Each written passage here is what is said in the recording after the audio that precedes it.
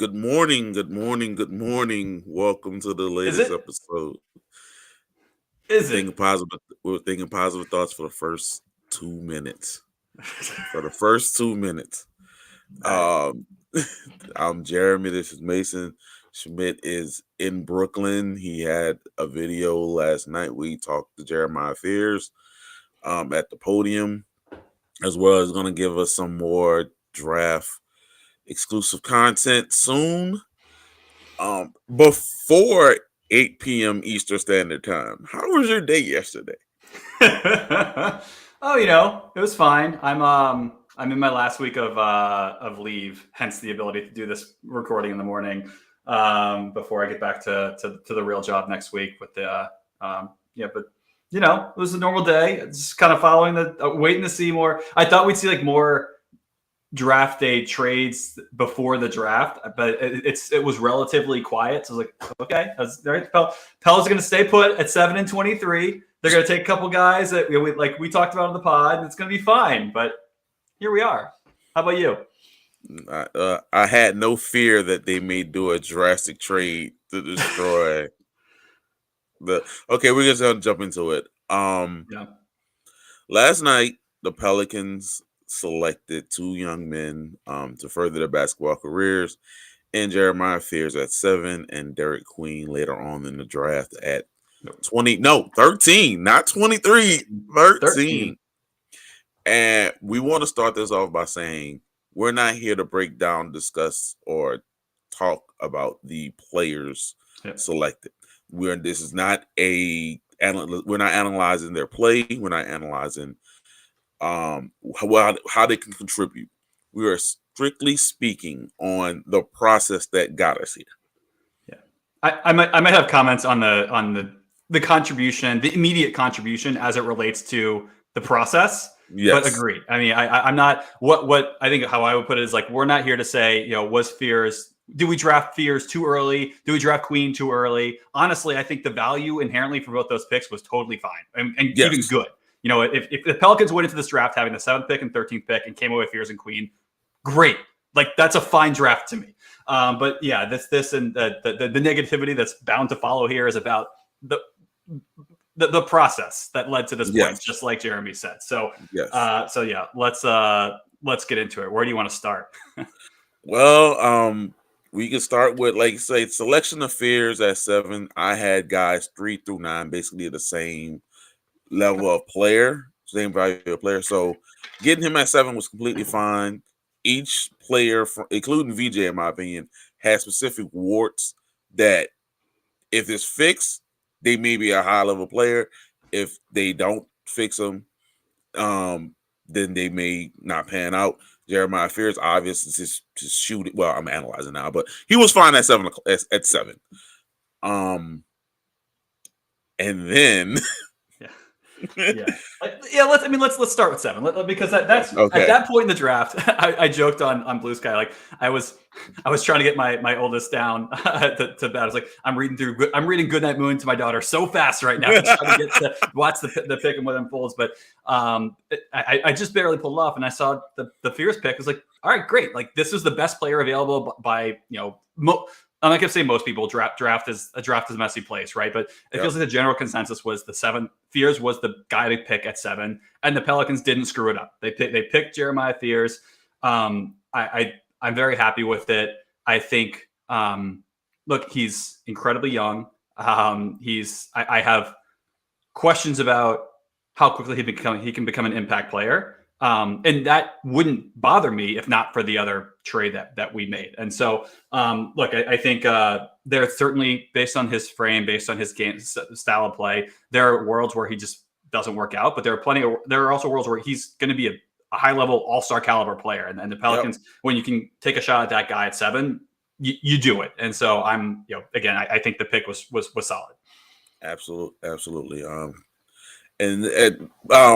Full disclosure, I was in the Dunker Spot watch party watching the draft, and they had us because we didn't go live. Like, well, I'll go when the Pelicans pick, and I know we have 2 picks and discuss, what happened. And then 7 happens, take Jeremiah Fears, go down, and then someone drops the inevitable tweet after. Well, let me go pull a little back. Memphis makes a trade up to 11. And it was like, hey, they gave up a first round pick they just got from their deal with Orlando, plus a couple seconds to move up. And I'm like, that's kind of rich to move up 5 spots. But hey, I understand they're trying to find the wing that they haven't had since Rudy Gay. So it's just a problem. Go ahead. Yeah, and the pick they gave up, the 2028 Magic pick, I agree. Like, that's the first thing I was like, and of course, like, I should have kept my damn mouth shut because, but the Magic have a solid young core right now, and so I think betting on them to still be decent, in a couple years from now. Look, again, it's a juicy pick, and is it? I can't remember. Is it lightly protected, that pick, or no? I think that one's unprotected. I think. That's but even so, they're shorting the Magic. Right, the Magic in that trade, they're short the Eastern Conference by extension. So, and it's just a young core, not their own pick. That's fine. And I'm like, that's a little rich, but do what you got to do. Yep. And then the Sham suite hits. That the Pelicans on the clock, and I'm like, oh God, I have to go be a parent right quick because that's bedtime for my son. So I have to go there, get him prepared for bed and whatnot. Jump back, and then I see the transaction. And now I'll bring some of the comments to the screen. Yes, the Pelicans trade their swap rights, unprotected swap rights in 2026, the greater of the Milwaukee and New Orleans swap, to Atlanta for the move up from 23 to 13. And then, last week, we already had a discussion of what they did to get 23.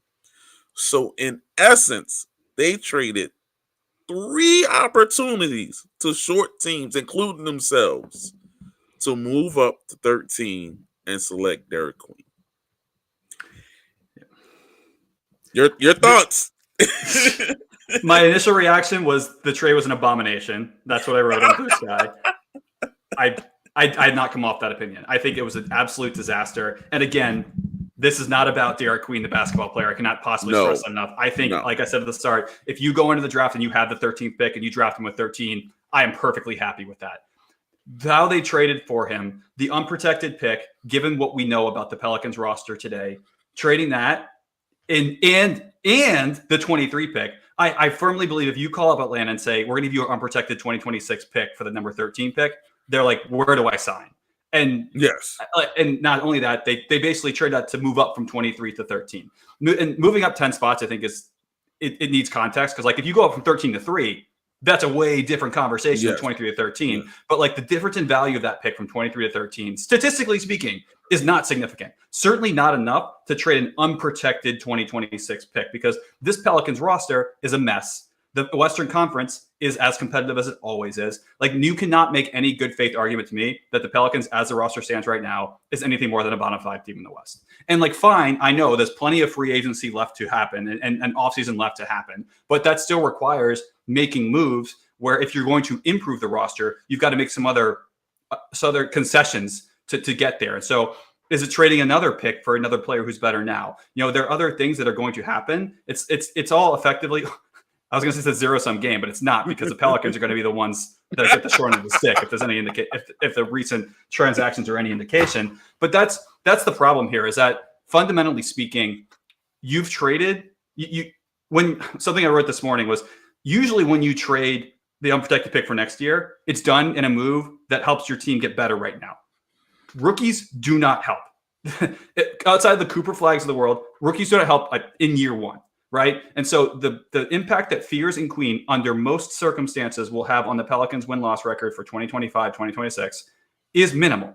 And potentially they hurt, because they're learning the NBA game. There's a lot of things they're not going to do well that trade off with the things they can do well. And so they've essentially just made a move, a short-sighted move, because they fell in love with a guy. That's how it looks to me. And now they're in a position where and look, if the Pelicans make the playoffs, great. There's still the chance Milwaukee doesn't, and something happens with Giannis too. And so that pick could still be good, even if the Pelicans are good. And so in closing of my initial rant, like I feel like they could have gotten the 13th pick with less. There's probably some other pick they could have dangled. Hollinger wrote about this too, and I agree with him wholeheartedly. Like they could have done something else to get that pick that wasn't trading away next year's unprotected. So anyway, I know I hit on a lot of stuff, but I'm taking up the airwaves. Like, what are your thoughts? No. This is why we here, baby. Well, full disclosure to the chat. Earlier that morning, we were in our group chat and we were discussing the 23rd pick. And I said about 23, this guy needs to have some type of schedule, like 12 minutes to make some sort of impact, because you gave the opportunity to short Indiana season for this young guy to come in and try to compete. Like, it's a move where you're clearly trying to compete for next year. And I said that it was a flawed move. I use the word flawed move if you're not gonna use it for someone you think who can compete right away in some sort of fashion. That was shorting someone else's team. Now they've shorted themselves and the Bucks to move up 13 for a player who probably still won't contribute right away. Yeah. Needless to say, I'm not happy with this. Someone asked, do players or assets win? Players win.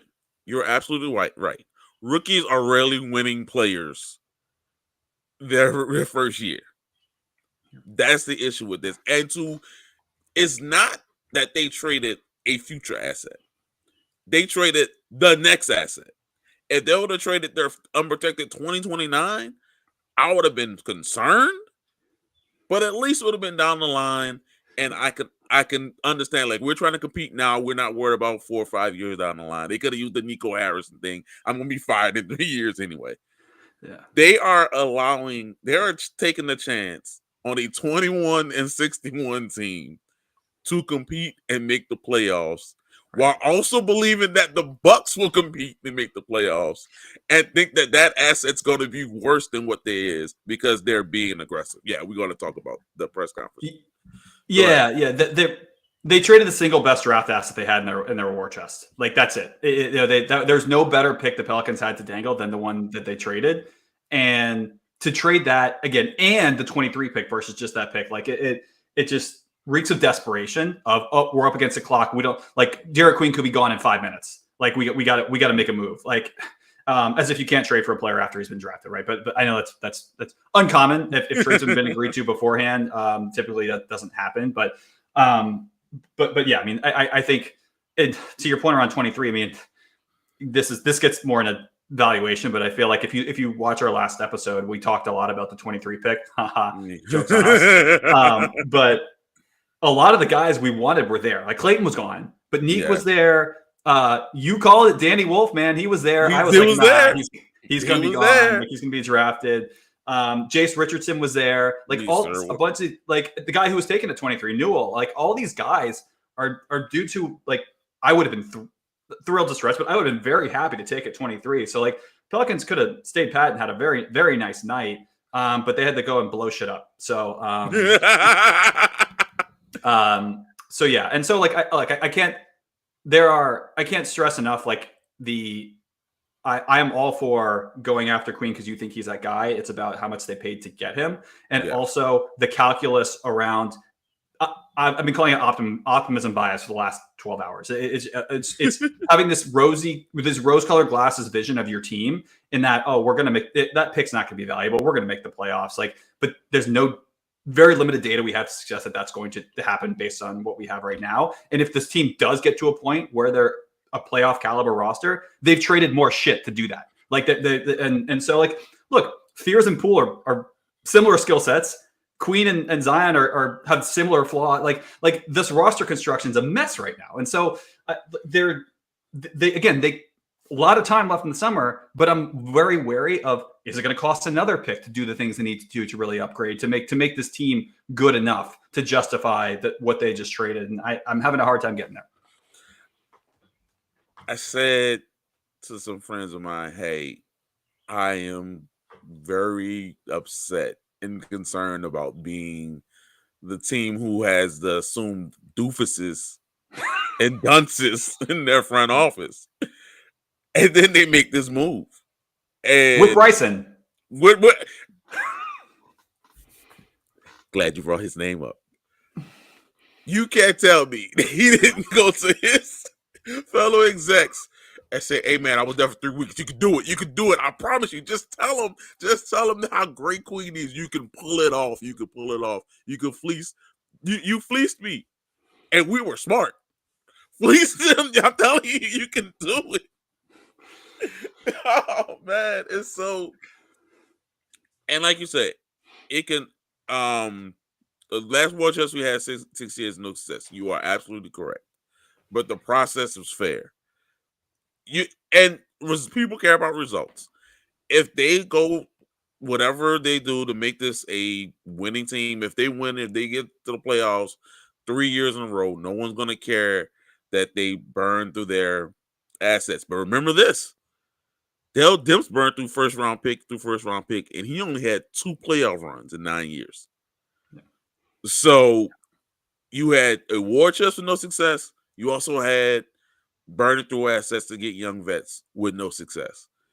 I will at least have the comfort of we can make moves for the future, or make moves so another GM could come through and completely destroy those trade assets immediately. Then the alternative where we are sorry and we have no real route to getting better. And this is how it feels. Yeah, like I pulled this up because I'm not saying hoard the picks like we did in the prior era. I'm saying they traded too much to get to where they did. You know, like there was probably one of the other things Collins said. Like there's probably a further out pick they could have traded, even lightly protected, like that from a valuation perspective, get you closer to what you just got. And they you know, I look, draft night's rushed, right? Every pick's a few minutes. You've got to make decisions quickly, but the ability to stay calm and collected under pressure and negotiate with some coherent thought is important versus like tunnel vision. I'm going to get this guy at all costs. And the latter is what it felt like to me. And so it is not about, they can trade a future pick to go get the 13 pick. You need, like, if you're going to package something with 23, you need to give something besides 23 to get 13, absolutely, right? Absolutely. But what they gave up, like by any stretch, is like just over the top. And I was going to go to this comment next. Yes. Wendy says the Jacksonville thinks they could take advantage of New Orleans. You think? Like the proof is in the process. Here we go. They think in the early 2000s, they didn't value first round picks nearly as much as they do now. And one main benefit of having first round picks is you have cost effective talent. Especially with a franchise that doesn't want to pay the luxury tax. You don't have to go and get minimum salaries that are higher than the that are higher than some rookie scales, or use the MLE for a guy who is not going to who may not outperform their contract. That's the greatest usage, not just trading, but to having these first round picks, because you can have someone in year 3 that's clearly outperforming their contract. On your books. Not having that opportunity feels short-sighted in the optimistic view and not smart in the pessimistic view. Yeah. And I completely understand why executives will feel as though that this organization can be had. Go ahead. So a comment just came through from Noel CJ. Whatever the player, the Pelicans obviously have a vision, which is nice. I don't buy it. Like my gut tells me is that Troy Weaver or whoever loved Eric Queen and were going to do whatever it took to get him. They probably would have considered, I would love to get Shamit's point of view on this. I'm speculating here, but I imagine we talked about Queen potentially at 7. Like I would imagine that was a conversation, but when Fears dropped, they knew they had to take Fears. It's kind of what my assumption is here, but that they decided they needed to get back in at all costs to get Queen. And so I don't I don't know if I necessarily believe there's some sort of broader vision here beyond just we really wanted Derek Queen and we gave up what we needed to get him. And so, and again, look, Queen at 13 is a fine pick, absolutely fine. They're giving up an unprotected pick is the for 2026 is the mess. So I have a question. Oh, great! Did you see Joe Dumars' press conference last night? I saw clips. Oh, buddy, I watched the entire thing, 17 minutes of it, and I have some transcripts. So, are you ready for some quotes? Let's go. Here's the his opening statement. Here's a quote. One of the things you want to do when you're building a team, whenever you have these tentpole moments, the draft, free agency, or the trade deadline, it's an opportunity to make a statement about who you are as a team. With the last 48 hours, we really were just trying to define who we are and what type of players we want to bring in. Mason, the last 48 hours, how would you define this team? An ill-fitting defensive mess of a that doesn't shoot. They've also lost perimeter shooting here too. Like great. Like I've seen a few of the comments coming through in the chat around creation. Awesome. Who's spacing the floor for this team other than Trey Murphy? Like no one. Like Jordan Poole. Let me interrupt. Let me go ahead. The Jordan Poole Saddiq Bey transaction actually gave me a glimmer of hope, and hope is a dangerous thing because I started believing, hey, Jordan Poole is going to draw defenders to the 3-point line because of his willingness to take it, no matter what part of the shot clock. Sometimes to his detriment, but he actually played well with the Wizards last year. Saddiq Bey is going to shoot the ball. He's going to space the floor. And I started thinking maybe he is going to revert from his thought process to we don't have to shoot a lot of threes because that's a quote from Joe Dumars. You don't have to shoot a whole bunch of threes. You don't have to shoot 40 threes. He made sure he said the number. And then he drafted two guys who can't shoot, who can't space the floor, who are, quote, that Queen is a high IQ connector, and he wants high IQ competitive players.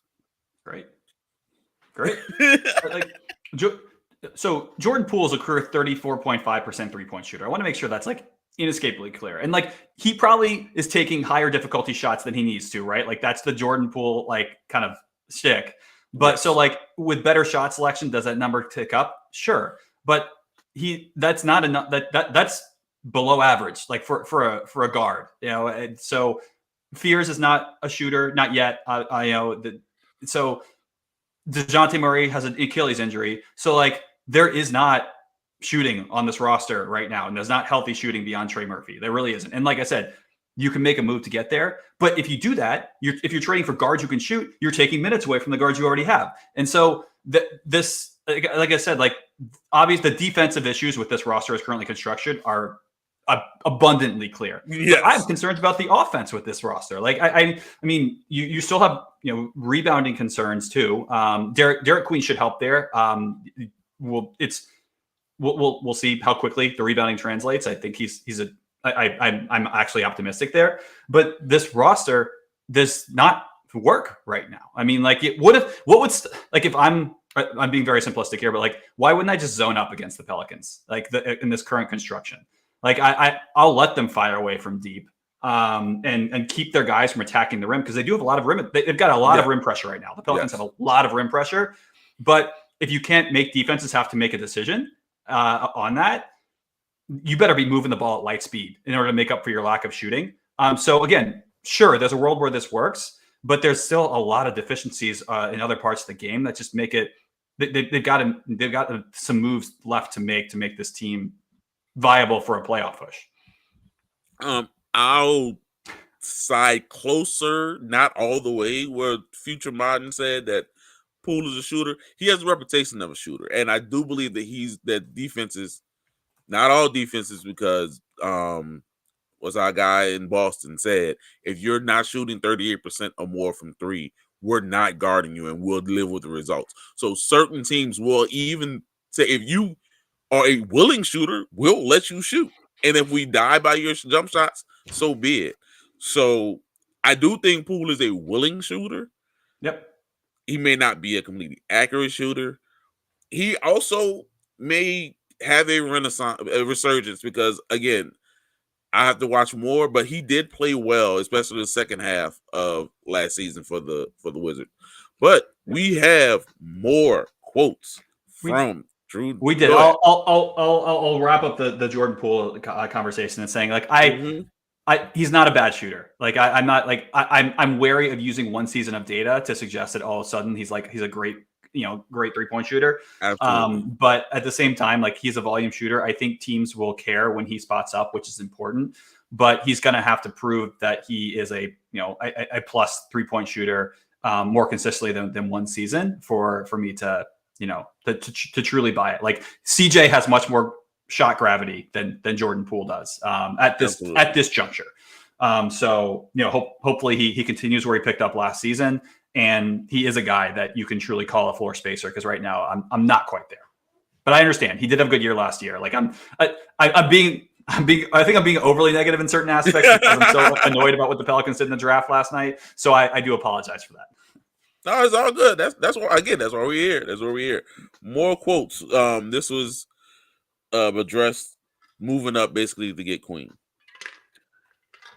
Not necessarily like that, but if we're gonna have a chance to make a move up, we needed another asset. So let's get this asset now. Now, when you do that, you have to know, if we get stuck at 23, you better have a handful of guys you like there. And we did. When we like guys at 23, but yeah, sometimes when I got there, we just had the 7th pick. And I thought, we don't have enough assets to move around in the draft.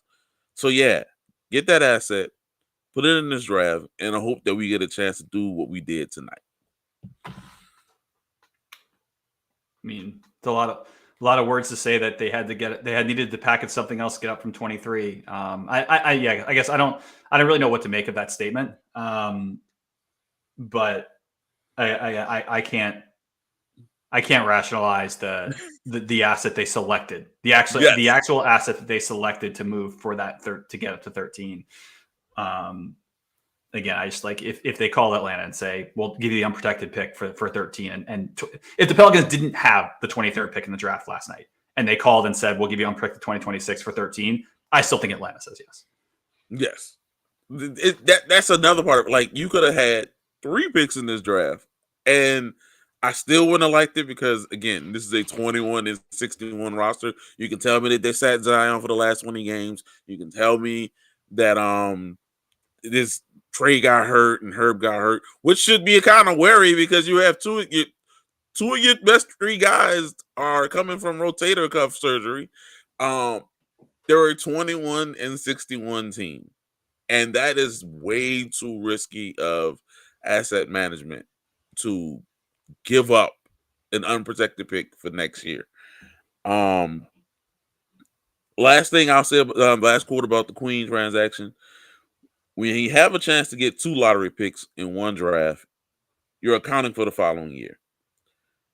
He continues, here's what I said to the staff: when you identify a player that you think can be one of the foundations here, you go up and get it. So clearly they fell in love with Derek. Yeah. That quote confirmed that they fell in love with Derek Queen, and they were willing to do anything and everything possible without calculating the risk of to get him. And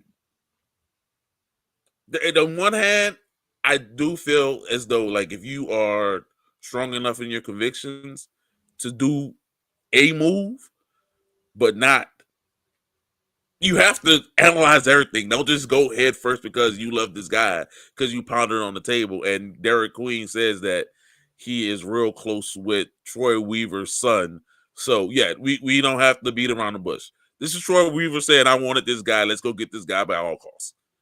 Yeah. It certainly does feel that way. So wanted to bring this comment up. So Charles Pierre says, I wish all podcasters for the Pelicans can hold their judgments until the season starts, then another season's end. You want to just take a hiatus for 3 months, man? How you gonna listen to us, man? Like, what are we even doing here? Like, we gotta talk about this shit, and like we're gonna give our honest takes on how we think this went. I've said a couple times here the free agency has yet to happen. There will be trades during the offseason. This is very clearly not the final form of the Pelicans roster. My position right now is simply that the talent on this team, regardless of fit together, the talent on this team overall is not a playoff team in the Western Conference. In the East, it might be. In the Western Conference, it is not. I do not even think it's a play-in. If you look at the Western Conference and you're honest with yourself about how many teams are the Pelicans truly better than at this stage from a talent perspective, because why I'm saying talent not fit is because you can shuffle talent, right? You can trade an ill-fitting talent piece to another team and get someone who fits better. But if you're trying to add talent from where you are right now, you're likely trading draft capital to do it. And so that's why I'm trying to negate the fit piece and hopes that the Pelicans can make the right moves to have a better fitting roster for next year. But if we're just talking about the talent, I cannot find I can't find more than 5 teams that I think will be worse than the Pelicans next year in the Western Conference. And so that's why this conversation has to be had, is because that put alongside the pick that they traded doesn't connect, doesn't jive. So that's what we're talking about. And if you want to be extremely optimistic and say the Pelicans double their win total, similar to what the 2 years ago the Rockets did, basically double. I'm not going to say triple. I'm not going to say Detroit. I'm not going to say they go, but they started so low. So let's say double. That's 42 wins. Congratulations, you're the 9th seed in the West. You're the 9th seed in the West, maybe. Yeah. Like from last year, like it's not just your belief in this team. You have to understand the scope of the conference that you're in. Yep. And 50 wins is the benchmark to make the top 6 in the West. And there are a lot of moves to be made. You don't know how it's going, but I just can't envision this roster turning over this roster to a point where you can win 50 games. Like this ain't live. This ain't 2K, man. You also, even if you want to try to trade players have to say, okay, either I want to go here, or you're making transactions where organizations are saying we have to make this move and bring them here. Yeah, you're exactly right. Because like I think, look, let's even say, so we'll use the same type of argument that I made around the Pacers trade and that, you know, what the median outcome for that pick is. Like if you just look at like the median outcome, then you're saying, all right, let's say the Pelicans don't make the playoffs next year, but you know, they're not a bad non-playoff team. They're a decent non-playoff team. And the pick comes in at like 10. Like in hindsight, would you trade, if you love Derek Queen, would you trade 10 that last year?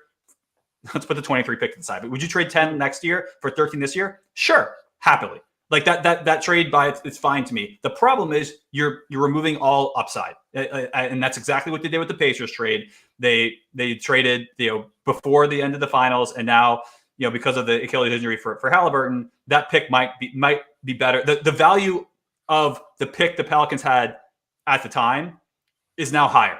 And so if they'd gone at the end of the finals and tried to do the same thing and said with the Pacers and said, we'll trade this to you back for the 2025 pick number 23, they probably could have gotten more than just that, because if all of a sudden Halliburton's out with the Achilles, that pick got more valuable. The problem here is the same. You've traded a pick that made in an average simulation maybe is only modestly better than what the Pelicans got. But in a lot of scenarios here, that's the sliding scale of draft picks in the NBA is significant, where the difference between 1 and 3 is massive. The difference between 13 and 15 is not as much. And so as you get up to higher and higher picks, and also the flattened lottery odds are at play here too, there's a lot of reasons to at least, you know, hang on to that pick in hopes that if things don't go well, you got a really nice draft selection slot for next year. So that's really what we're talking about here is the improper valuation of that 2026 pick here is clouding everything. And someone asked the question, what can we Joe Dumars what can he do to make it better? I can't answer that question. I have to judge the moves that he does. That's our jobs here, to give our opinions and our thoughts on the moves that he makes.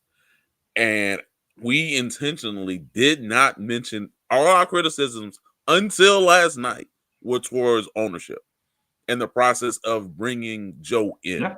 We didn't. The only comment we made about Joe was him calling these players kids. And to his credit, last night he said these young men we brought in. So that's the only negative thing we said about Joe Dumars until last night, because it wasn't fair to him. The process of him getting hired wasn't him. If someone comes to me and say, "Hey, you want this high executive job? We're not going to interview anybody else, and we're going to give you a boatload of money," I'm taking it. Yeah, I mean that's human nature. Yeah. So we wanted to reserve judgment for Joe until he makes moves, makes transactions, and he's made some, so we're talking about it. We can't hold off for 3 months like no CJ wanted us to do. Last thing we'll say, because I do have to get out of here soon. All right, yeah. Pels are as talented as he's taken over in Memphis, Spurs, Portland, Phoenix, Sacramento, and the Clippers. I can get with you on the last three if the Clippers do what I thought they would do last year and just not be healthy. The other three, brother, the one that has Wemby and the number 2 pick on this team, the one that have won 48 games, even though their team went to crap for the last 3 months of the season, and the team that went 23-18 in their last 41 games last year, no, I don't think they're better. Even if I don't like the Drew Holiday move, we all know that Drew Holiday is a good player. I am not going to I'm not going to ride with you on the first three you gave. Your thoughts, Mason? Yeah, well, we're missing Utah here, so that was the easiest layup here. So we are. My take is the Pelicans are better at this stage from again talent perspective, not roster fit, because roster fit makes it worse right now. So I'm going to try to be optimistic here for a second. They're better than they're more talent than Utah, more talent than like Portland's better. Portland's better than the Pelicans. Portland's better. They are. Like they had if you look at the second half of the year, the Portland had that is a promising roster, and they had a Drew, and I don't love that trade for them value wise, but yeah, they're good. So like I'll take the Pelicans confidently over the Jazz, and quite frankly, that is the only team I am confidently picking. I'm not saying they're not better. Like you can make the argument to be for the Spurs, but I'm not taking it because unless you're baking in heavy skepticism for Wemby's health, which I guess fair. Should you also make heavily skepticism for Zion. about Zion's health? You're exactly right. Yeah, like Dallas, for all the Luka nonsense for that trade aside, like they still have AD and Kyrie, and they're coming back, and they have Cooper now, that's the one rookie you can pretty much confidently bet on will help his team in year one. There's teams that you can put on par with the Pelicans, quite a few, like Sacramento, maybe similar. Phoenix maybe similar, again, more optimistically speaking. Even Spurs maybe similar. The Grizzlies are just such a question mark at this point because they have so much draft capital to move. So I have a hard time placing them. But this is the optimistic view of the Pelicans from a talent perspective right now is they'll fight for the play-in. Like this is and like you said, Jay, you said it perfectly. Top 6 in the West is 50 wins. Like full stop. Yep. We're nowhere near that. And no rational person can think that the Pelicans are near that right now. We can end it right here. Future favors the boat. Nico Harrison. Yeah. Thank y'all. Yeah. And one last thing. Hold on. Sorry, I know you got to roll, but go ahead. The thing is, I'm trying to. If we're saying the Pelicans, so there's a comment here. Seriously, can't take the Pelicans over any team but Utah, even when healthy. The thing is, like, if we're saying the Pelicans are healthy, we also have to say the other team is healthy. So if you're giving me 82 games of Zion, I'm getting 82 games of Wemby. So like that's the deal we have to make here, where we're evaluating talent. And so I'm not saying that the Pelicans aren't better than other teams besides Utah. I'm saying that it's too early for me to say whether or not whether they're enough better or worse to separate them into a different tier. And so Utah is the only team I can feel confidently about right now. But again, this team won 21 games last year. Like we're not, and they traded Ingram. They traded so. Yeah. Anyway, lot of offseason left, but obviously we're not thrilled with the results from last night. Doesn't mean things can't go up from here, but there's work left to do to make this roster work and fit, and to make this team into a playoff team, which I think now they've set that bar for themselves pretty solidly by making the trade of the 2026 pick. Last couple thoughts. We want a good team. It's not fun covering a bad team, brother. Y'all don't understand what we did the last couple months of the season to make it through. So trust me, we want a good team as much as y'all do. Yeah. We just can't lie to ourselves and say that we agree with certain processes and certain transactions if we don't. And lastly, we said if everyone's healthy and Zion is healthy for 82 games, this is for a future episode. I'm kind of scared if he stays healthy and plays really, really good, and they have a really, really good season. But that's just another discussion for another day. Thank y'all for joining us live. Thank you, Mason, for waking up and getting away from daddy daycare for a few minutes. Bro, I've been up for 3 hours, man. Please like and subscribe the video. Tell a friend to tell a friend. We appreciate the subscriptions. We're at 698 subscribers. We get 800 to 900 views a video. If everyone who watches subscribes, we could get close to 900 to 1,000 subscribers, and then we can really start doing some things around here that we would like to do. So please tell a friend to tell a friend. Shamit would join us next time when we're really talking about these draft picks, because that's his bag, and the financial ramifications of everything is what he enjoys. So we will see y'all then. Have a great rest of your morning. Go ahead. And make sure you're following. Shamit's out there at the draft, if you guys didn't know. Yep. So he's out in Brooklyn, and so he'll still be there. So make sure you follow him on Blue Sky, and I'm sure he'll be posting little snippets on the In the Know YouTube account. So definitely keep it locked with him too. Yep. Y'all be easy.